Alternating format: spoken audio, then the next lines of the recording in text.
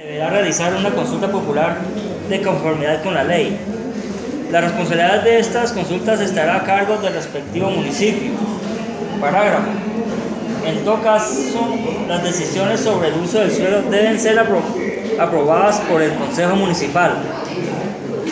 En este artículo es claro en establecer que ante el eventual desarrollo de proyectos que puedan efectuar el uso del suelo o las actividades tradicionales del municipio, la entidad territorial tiene un deber legal, no una manera facultad, de realizar una consulta popular, y así lo señaló la Honorable Corte Constitucional en sentencia T-814 de 1999, cuando indicó del texto del artículo 33 de la Ley 136 de 94, la Sala reduce la obligatoriedad de la realización de una consulta popular cuando se trate de cualquier proyecto que amenace con crear un cambio significativo en el uso del suelo que dé lugar a una transformación en las actividades tradicionales en un municipio.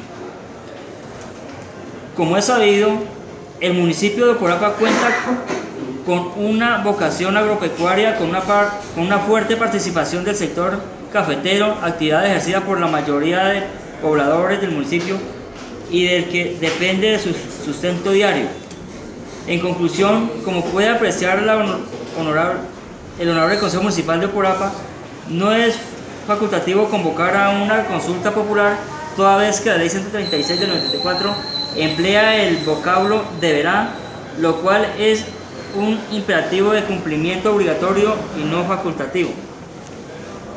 De las afectaciones generadas por la construcción de proyectos hidroeléctricos, efecto hidrológico y limológicos.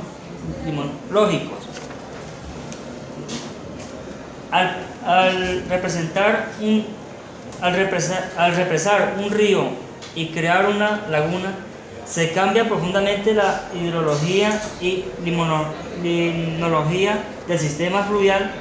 Se producen cambios dramáticos en el flujo, la calidad, cantidad, uso del agua, los organismos bióticos y la sedimentación de la cuenca del río. Los proyectos hidroeléctricos en particular tienden a crear cambios importantes en los modelos de flujo del río aguas abajo, porque se controla el almacenamiento y la descarga del agua según los ciclos de demanda energética y no los ciclos hidroeléctricos a los cuales el medio ambiente ribereño está adaptado. Si el terreno inundado tiene muchos árboles y no lo limpian adecuadamente antes de inundarlo, la descomposición de esta vegetación agotará los niveles de oxígeno en el agua. Esto afectará la vida acuática y puede causar grandes mortalidades de peces.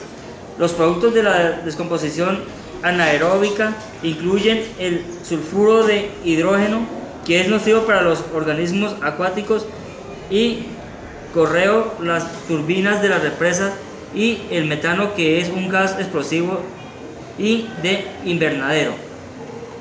El agotamiento del oxígeno ocurre primero en el agua más profunda, donde el oxígeno empleado por las bacterias en el proceso de descomposición no es reemplazado por la fotosíntesis de las plantas. Si la toma para la generación de energía está ubicada en un nivel bajo del reservorio, que usualmente es el caso, el agua que libera las turbinas puede carecer de oxígeno y tener sulfuro de hidrógeno. Además, pueden tener el pH inferior y ser más fría que el agua superficial. Al liberar el agua con estas características, se puede afectar negativamente las comunidades de plantas y animales del río abajo en las represas. Las partículas en suspensión que trae el río se asientan en el reservorio, limitando su capacidad de almacenamiento y su vida, privando el río de los sedimentos aguas abajo. Muchas áreas agrícolas de las planicies de inundación han dependido siempre de los limos ricos de alimentos para sostener su productividad. Como el sedimento ya no se deposita aguas abajo en el planicie de inundación, esta pérdida de alimentos deberá ser compensada mediante el uso de fertilizantes para mantener la productividad agrícola. La liberación de las aguas libres de sedimento relativamente puede lavar el lecho del río aguas abajo, que pueden ser beneficio en algunos casos y perjudicial en otros. Los efectos adicionales de los cambios en la hidrología de la cuenca del río incluyen las variaciones en el nivel freático, aguas arriba y abajo del reservorio, y la incursión del agua salada a los esteros, causando impactos ecológicos directos y afectando a los usuarios aguas abajo. Temas sociales.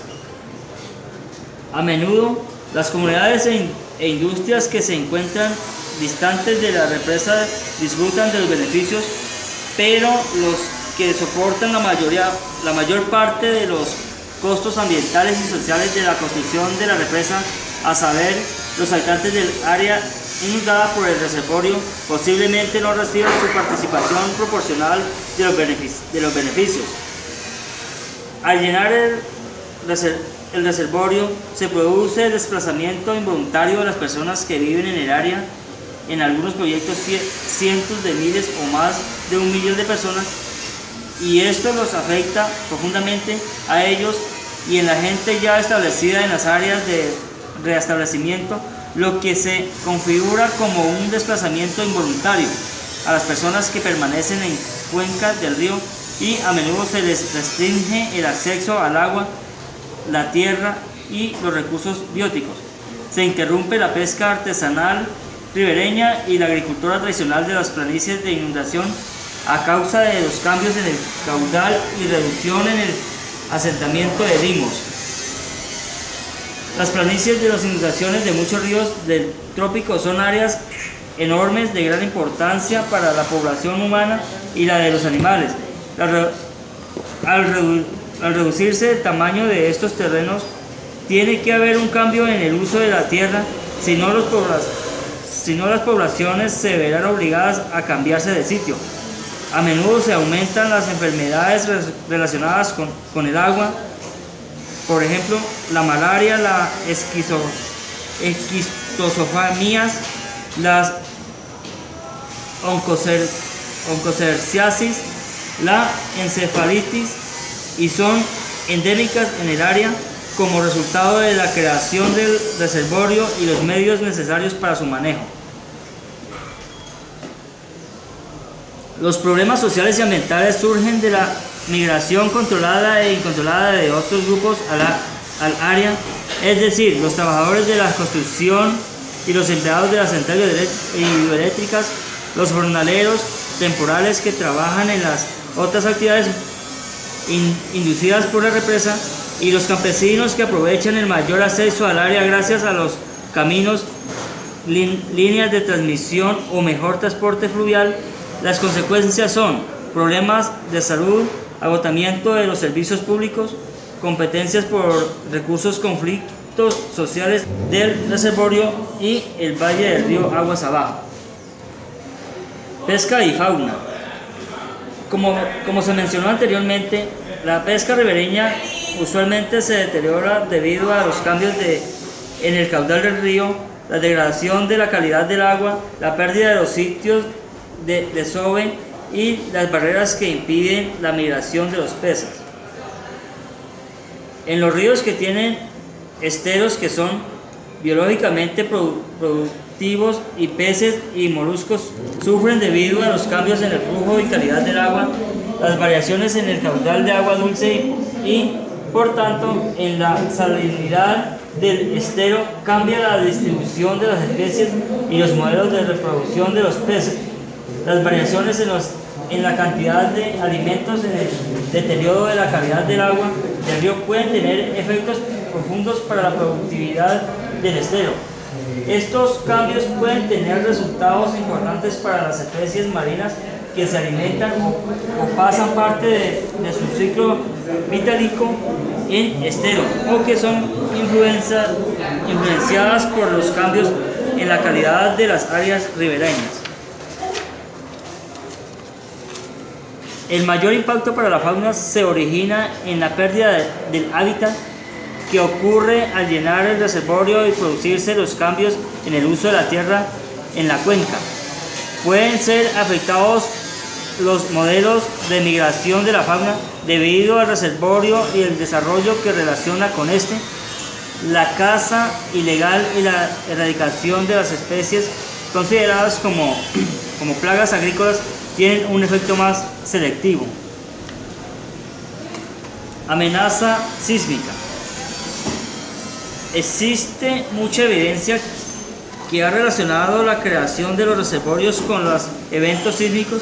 Sin embargo, la probabilidad de que cause actividad sísmica en el área sísmicas es difícil de predecir. En las áreas sísmicas, el reservorio puede adelantar el acontecimiento de un terremoto, con el posible resultado de que los eventos sean más frecuentes pero menos destructivos. Competencia de los municipios sobre el suelo, agua y vocación del suelo. Suelo. Por disposiciones constitucionales y legales, los municipios son los competentes para regular el uso del suelo, la vocación del suelo y manejo de las fuentes hídricas. La Constitución Política de 1991, la que directamente designó tal competencia a los municipios. Así, el artículo 311 de la Carta establece que al municipio, como entidad fundamental de la división político-administrativa del Estado, le corresponde ordenar el desarrollo de su territorio. Adicionalmente, el artículo 313 constitucional, en su numeral 7, consagra como obligación de los consejos municipales reglamentar el uso del suelo. Tal competencia se materializa en la capacidad que tiene para establecer planes de ordenamiento territorial. Al respecto, la Ley 388 de 1997 da las bases legales al ordenamiento territorial de los municipios.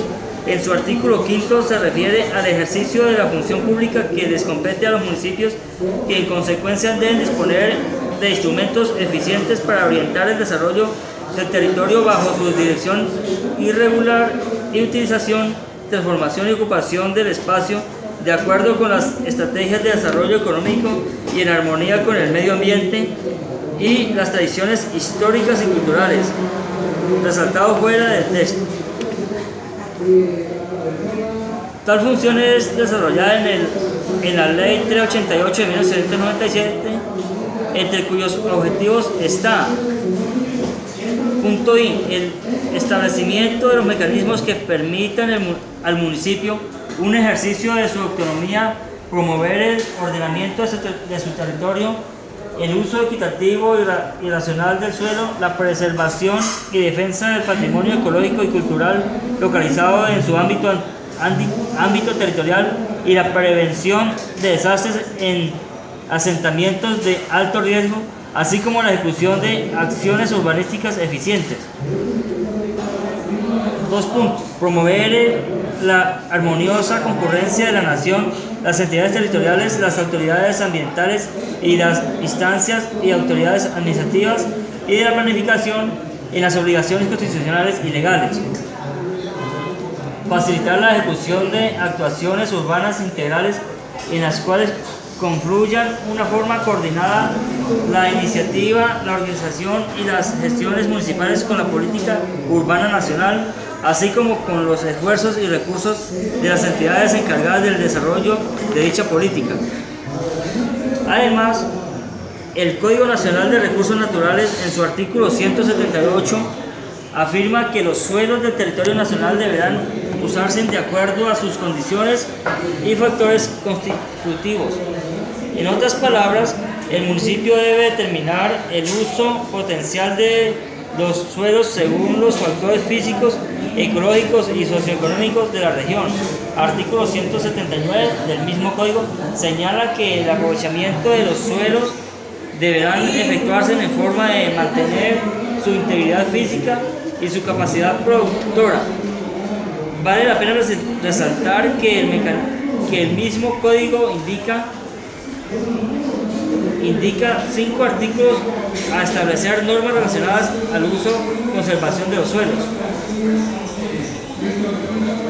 Competencia legal para que el Consejo Municipal decida sobre la protección del medio ambiente, el agua, el suelo, la vocación agropecuaria y turística del municipio.